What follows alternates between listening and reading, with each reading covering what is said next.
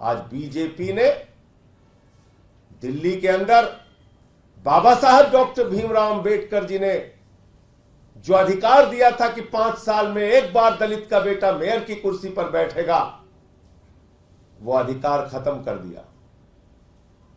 दिल्ली में भी चुनाव खत्म कर दिया और कहा कि नहीं, दलित का बेटा इस मेयर की कुर्सी पर नहीं बैठ सकता।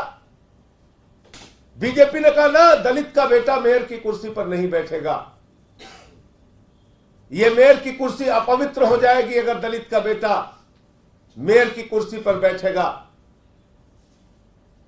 और अपना एक मोहरा तैयार किया एलजी। भाजपा के एलजी ने कहा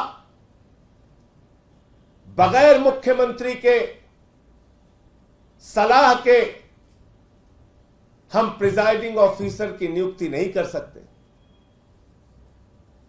यह भाजपा के एलजी का बयान है, याद रखिएगा।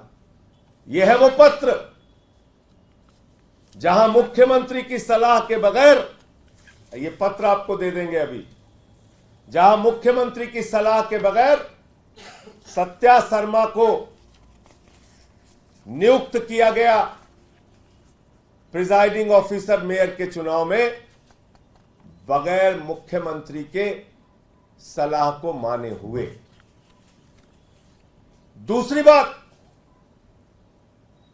दलित विरोधी भाजपाइयों से मैं पूछना चाहता हूं, तुमने चंडीगढ़ में यही काम किया। चंडीगढ़ में भी एक सफाई कर्मी का बेटा जब मेयर की कुर्सी पर बैठने जा रहा था तो भाजपाइयों ने उसके वोट की चीर फाड़ करके, उसके वोट में गड़बड़ी करके चंडीगढ़ का भी मेयर एक सफाई कर्मी के बच्चे को बनने से रोका था। और इतना ही नहीं किया, एलजी ने पिछली बार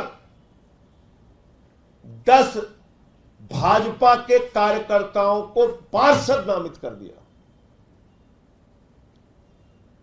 उसका भी कागज अभी आपको दे रहे हैं। ये 10 भाजपा के कार्यकर्ता हैं जिनको पार्षद बना दिया। पूछो भाजपा के एलजी से कि मुख्यमंत्री ने जिन नामों को पार्षद नामित करने के लिए भेजा था, उसके खिलाफ जाकर भाजपा के एलजी ने 10 पार्षद बीजेपी कार्यकर्ताओं को बना दिए। और मामला सर्वोच्च न्यायालय में गया। सर्वोच्च न्यायालय ने कहा, और सिर्फ पार्षद नहीं बनाया भाजपा के एलजी ने, इनको वोटिंग का अधिकार दे दिया। सर्वोच्च न्यायालय ने कहा नामित लोगों को वोटिंग का अधिकार नहीं है। भारतीय जनता पार्टी बाबा साहब डॉक्टर भीमराव अंबेडकर के द्वारा लिखे गए संविधान को खत्म करना चाहती है। भारतीय जनता पार्टी इस देश के अंदर दलितों, पिछड़ों, शोषितों, वंचितों के लिए, आदिवासियों के लिए संविधान में दिए गए आरक्षण को खत्म करना चाहती है। बाबा साहब डॉक्टर भीमराव अंबेडकर के संविधान के द्वारा चुनाव में दलितों को दिए गए आरक्षण को खत्म करना चाहती है।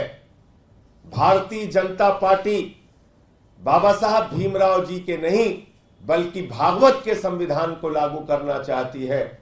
और भारतीय जनता पार्टी संविधान खत्म करके, आरक्षण खत्म करके देश के अंदर चुनाव खत्म करना चाहती है।